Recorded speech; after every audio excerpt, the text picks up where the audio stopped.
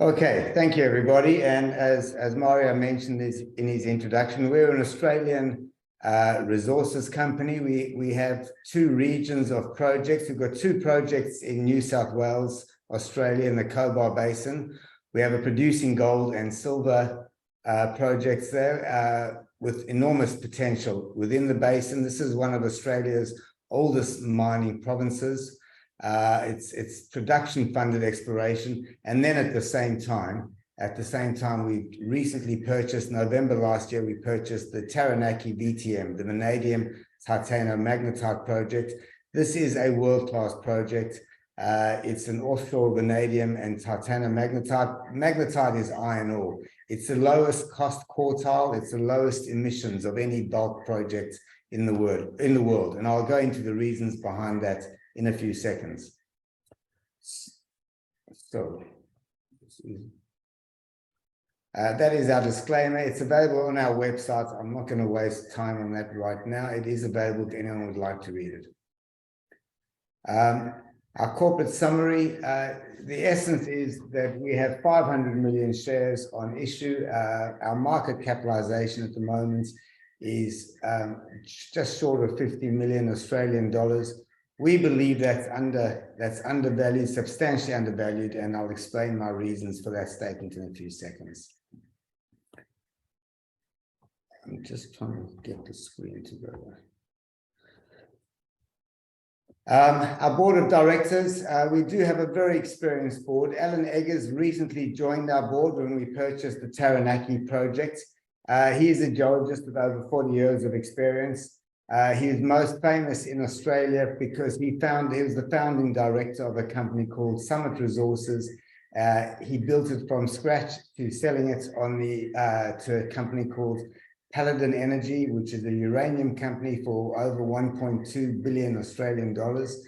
Anthony McPaul is previously the general manager of Australia's largest gold mine, the Newcrest's Cadia Valley operation. And John Seton has worked very closely with Alan Eggers before. So we have a very experienced board of directors. So where exactly are our New South Wales projects? Cobar is about 600 kilometers northwest of Sydney. This is our Winter, our silver project. This region over here, Mount Boppy, is our gold project. This is the Cobar Basin, or the Cobar mining province. And as can be seen, we are probably the second largest landholder in that region. And most recently, yesterday, we released through the ASX, the Australian Stock Exchange, a comprehensive exploration review. And I believe this was released on the Frankfurt Exchange at the same time. So the Mount Boppy gold mine, historically, this is one of New South Wales' richest gold mines. It's produced to date 500,000 ounces of gold at 15 grams per ton. That equates to almost half an ounce per ton. We commenced production in April 2020 in this project. We more than doubled our RPO expectations, or almost doubled our RPO expectations. We're expecting to produce 22,000 to 24,000 ounces of gold, and ended up producing over 41,000 ounces. Throughout that period, the grades were higher than expected. We leave at this point in time, we have a 45,000 ounce resource remaining at almost 5 grams per ton gold. And we will be returning to gold production in March. Next month, we'll be returning to gold production at Mount Boppy. There is, obviously, it's fully permitted. We have open extensions to the south over here and to the north over there. There's a full mine camp, there's power. It's a very nice project going forward. Silver production. This has been Australia's largest silver producer, the largest primary silver producer in Australia. These stockpiles are very relevant to us because we've spent 10 months, the last 10 months, we've been processing these stockpiles. We've been optimizing our metallurgical recoveries, getting ourselves ready for when silver has the next spike up. We can bring our silver production into operation within 90 days. Our plant over here, I know from this angle, it doesn't actually pay true credit to the plant from this angle, but it's over 1 million ton per annum plant now. Again, fully permitted. There's an 84-person mine camp. There's power. There's water, and you know, we will bring this into production. We have a 51 million ounce resource, and we'll look to bring this into production over the next 2 years, as soon as prices have another tick up. As mentioned, yesterday we announced a strategic exploration review. We have a target over the next 2 years. $8 million will be spent over the next 2 years. There'll be over 24,000 meters of drilling. RC and diamond drilling will take place. Basically, over the last 2 years, our team of geologists have reviewed 30 years of geophysical data, and what they are of the view is that they'll be able to add between 22 and 35 million ounces of silver to our existing 50 million ounce silver resource. So this is a JORC resource in Australia.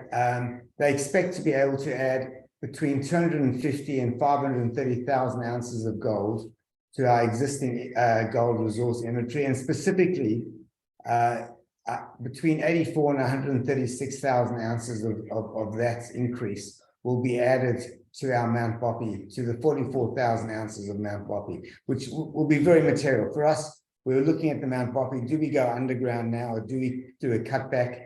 And the success of this exploration program over the next 12 to 18 months will determine the future for Mount Boppy. We will be producing from Mount Boppy from next month onwards, but the major excitement comes from the cutback or whether we go underground. We also have polymetallic targets. There's previous hits of over 3% copper, which obviously is exciting. Pipeline Ridge is the target for us going forward. So this is a snapshot with the geological trends within the Cobar Basin. That's Mount Boppy over there. We saw it on a map earlier on, and these are our targets. That's our Mount Boppy mine, and Pipeline Ridge, very close proximity. Mount Boppy is permitted for a production facility. It used to have a production facility. We can reinstall that at not a huge cost. Our Wonawinta project over here, these are the targets for us for Wonawinta. Wonawinta North and Boundary South are existing silver deposits for us. And most exciting for us is the McKinnon's Gold project, which is a little bit north. It's only 45 kilometers north of Wonawinta. Actually, Mount Boppy is 150 kilometers north.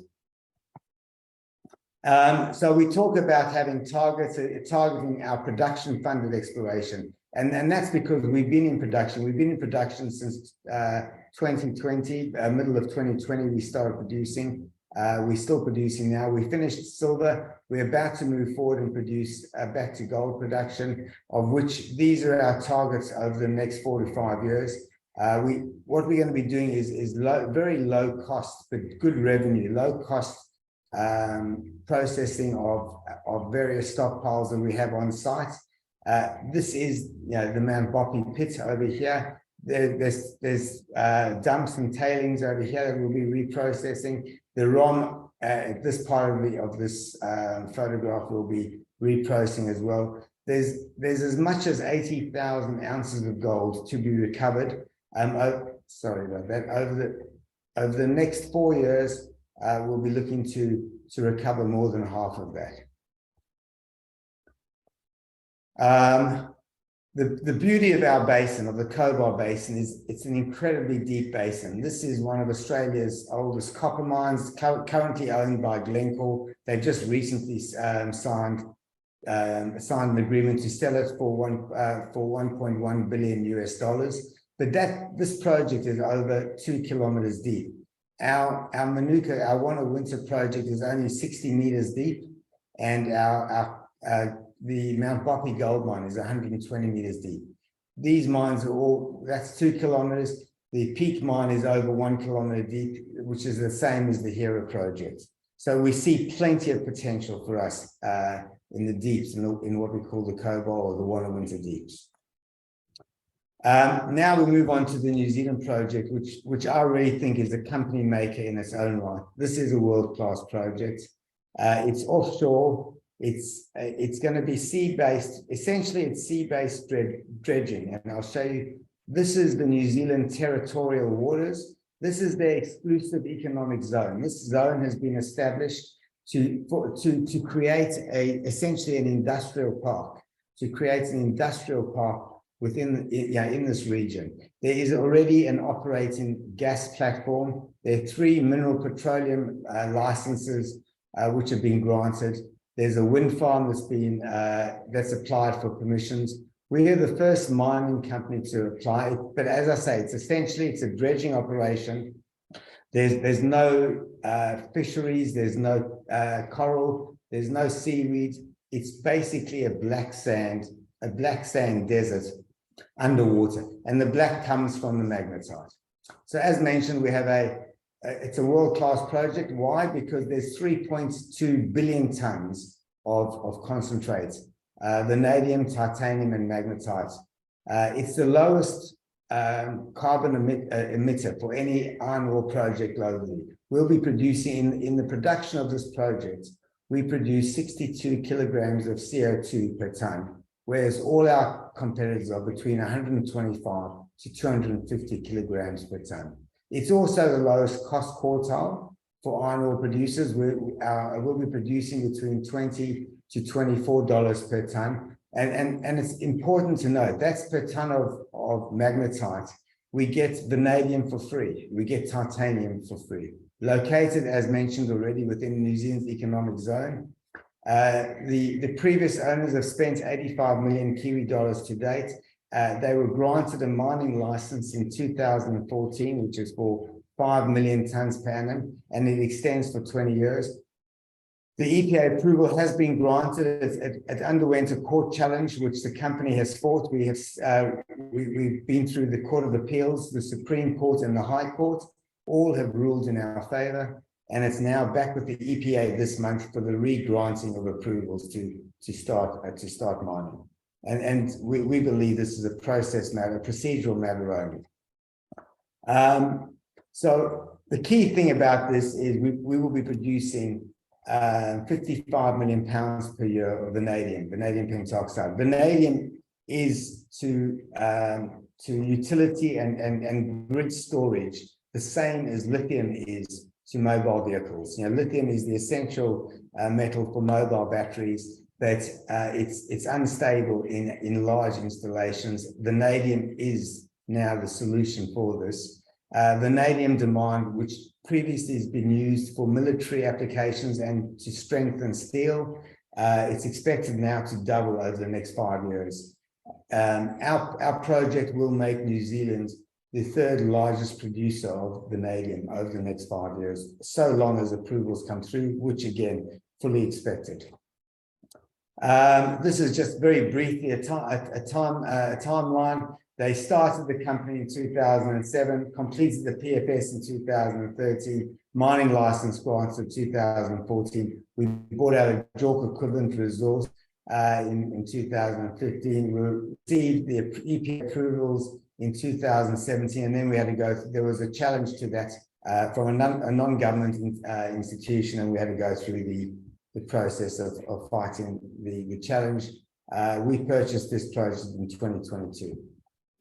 I'm going to just move forward a section. So the vessel that's used to suck up the sand, it sucks up the sand. There's a magnetic separator on board. It goes over the magnetic separator, and then we put the silica, the sea sand gets put back in the same place, but without the magnetics, without the vanadium, the titanium. So we are sucking up a black beach sand or sea sand and putting back a far improved product. New Zealand has been mining this project off their beaches for the last 50 years. This is not new, and we will be using De Beers Marine. As I mentioned at the bottom of this slide, we'll be using De Beers Marine, who've been mining for De Beers diamonds off the west coast of Namibia for the last 40 years. It's, again, not new technology, not a new project.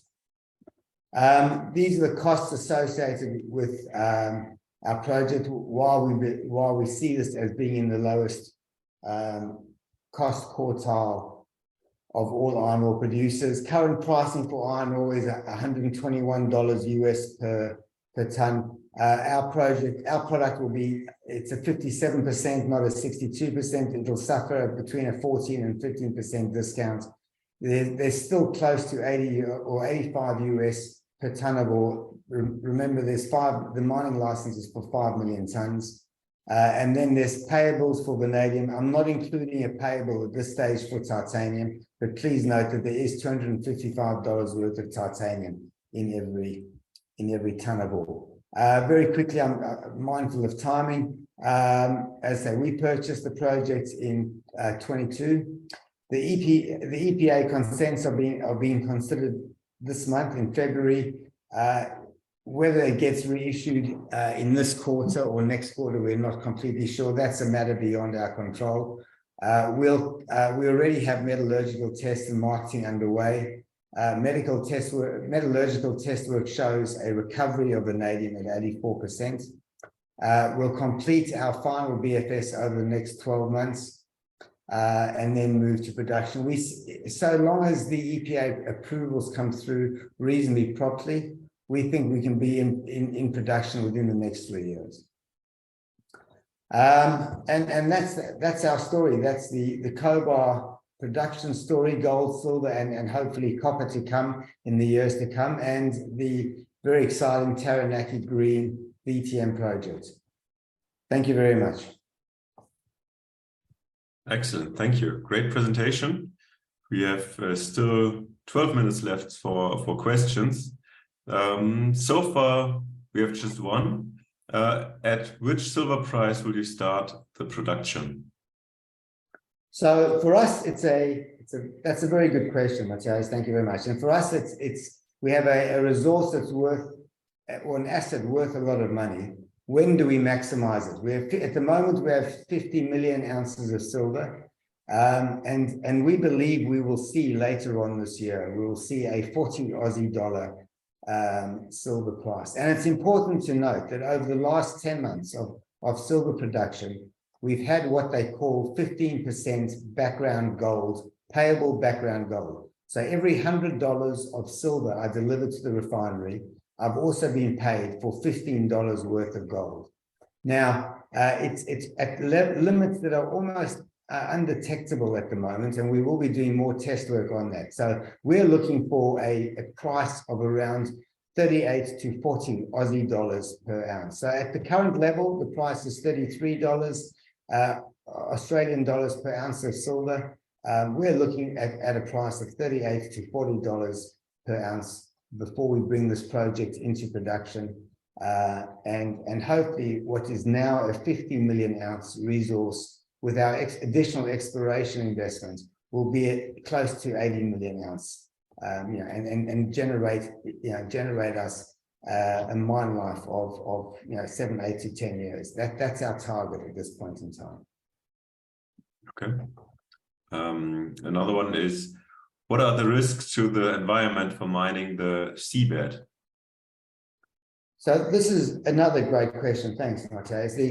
They're on where we are, we're in 20 to 40 meters of water. That's I'm just going to go back. As I've mentioned already, there's no coral reef, there's no kelp forest, there's no fisheries. There already are in this region, there are already operating gas platforms. The most interesting thing is the New Zealand EPA, the Environmental Protection Agency of New Zealand, is perhaps the strictest in the world. They've been known to be the strictest in the world. They granted us our approvals in 2017. And unusually, and we've never heard of this in Australia, there was no requirement for an environmental bond. There was no requirement for environmental security or bonds to be lodged. So for example, in Cobar, where we have the Mount Boppy pit, you saw the big hole in the ground. That will stay there for the next 100 or 500 or 1,000 years. It's our duty to make sure that, that we maintain water levels at appropriate levels and we keep it safe, fencing and so on around the pit, but that hole in the ground will remain forever. The EPA determined that the environmental rehabilitation of what we were doing in this mining area 1. So this is 22 kilometers from shore, outside their territorial waters, in between 20 to 40 meters of water. That it will be fully, so we suck up the sand, we suck up the sea sand over a magnetic separator, and then we put the improved sea sand back, having removed the titanium, vanadium, and the magnetite. They determined that it would be fully rehabilitated within 2 years from our original intervention in that area. It will be fully rehabilitated within 2 years. All microbial activity will be back.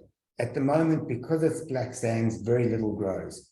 So we see that as very little risk of environmental damage. There's 106, we agreed with the EPA further, we agreed with the EPA, 106 checkpoints that had to be completed on a daily, weekly, and monthly basis.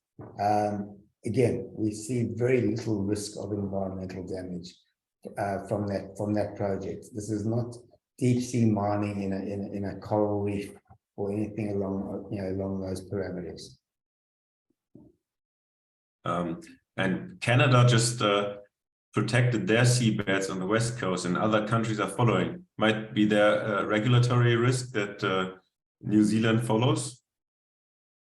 Look, until it's approved, there's always a risk. But the areas that they are protecting are very different to this. I mean, I can show you a video of the black sands that are being mined off the west coast. So they're actually mining these sands. It doesn't intervene with any sea life at this point in time. There's no, but that until approved, there's always the risk. I guess we believe, because we've been through, it's part of the legislated exclusive economic zone. This Coupe South is an operating gas platform. They have already additional petroleum platforms under consideration.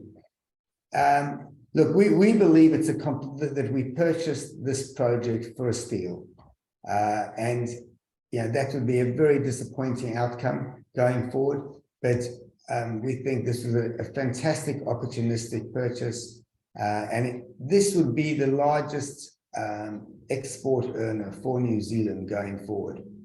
There are a number of reasons why this approval should occur. We're not going to try and intervene or influence. It'll go through its natural processes. We'll be watching very closely.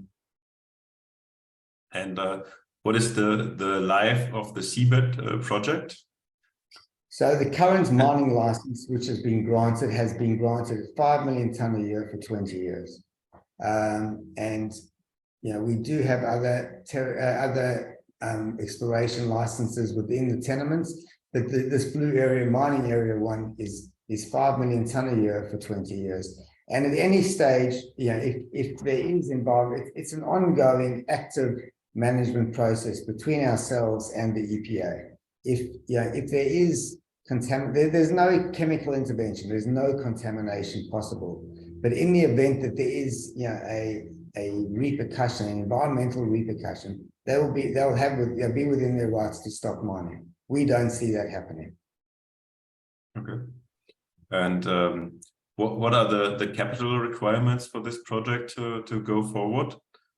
So the capital requirements are significant. The capital requirements for this project are of the order between $500 and $600 million. It's a standard Cape-size vessel that needs to be purchased and kitted out. We don't see this happening as part of Manuka.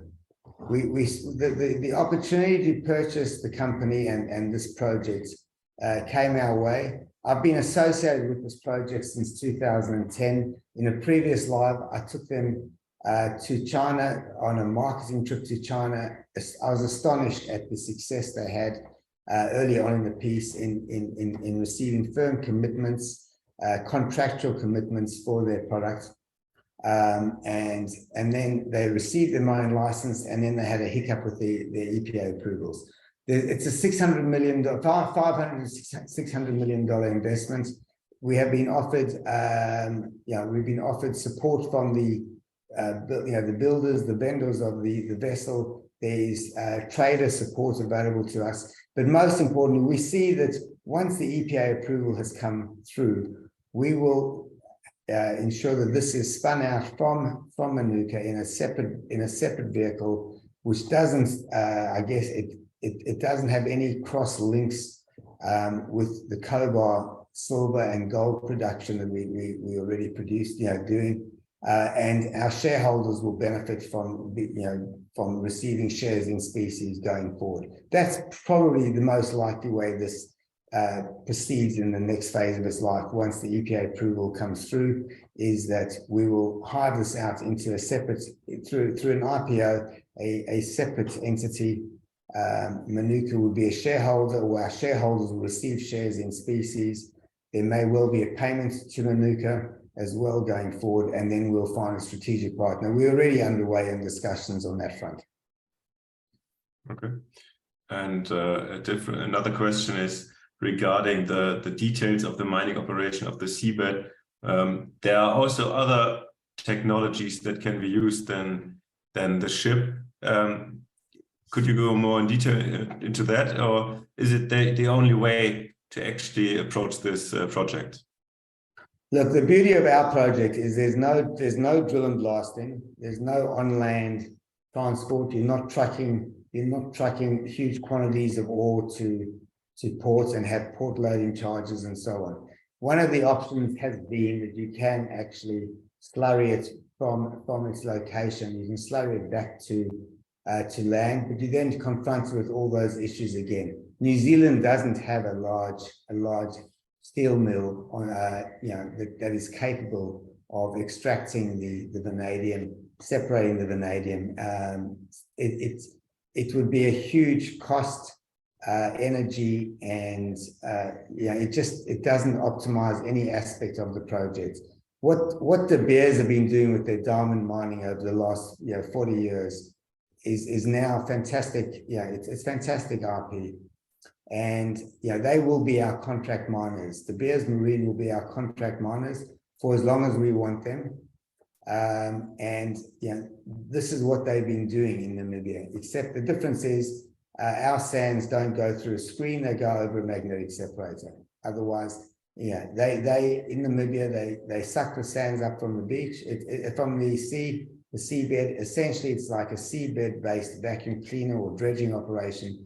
They extract the diamonds and put it back. We will do the same, except we'll be extracting vanadium, titanium, and the magnetite, and putting back, the improved silica sea sands. Okay, so we have just time for one more question, and that's coming back to the silver price. There was some confusion. Was it US dollars or was it Australian dollars, and was it per ounce? Yeah, let's be very clear. We're Australian based and our costs are in Australia. So when I talk about 40 Aussie dollars per ounce, Australian dollars, that equates to around 27 at current exchange rates. It's around 27 US dollars per ounce of silver. So we've seen that over the last 12 to 18 months. The other beauty of silver, if you wanted to hedge part of your future production, there's a very liquid hedging market which goes forward for up to 10 years. So when we see a decent spike in the silver price, which from current levels of around 22 US pounds to 27, we will be able to get into production within 90 days. The plant is now optimized. We've increased the production capacity. And then we can actually hit the trigger. Dennis, thank you very much. The time is up. Great presentation. And thank you very much for having me on again. I really enjoyed being here. Thank you so much indeed. Thank you.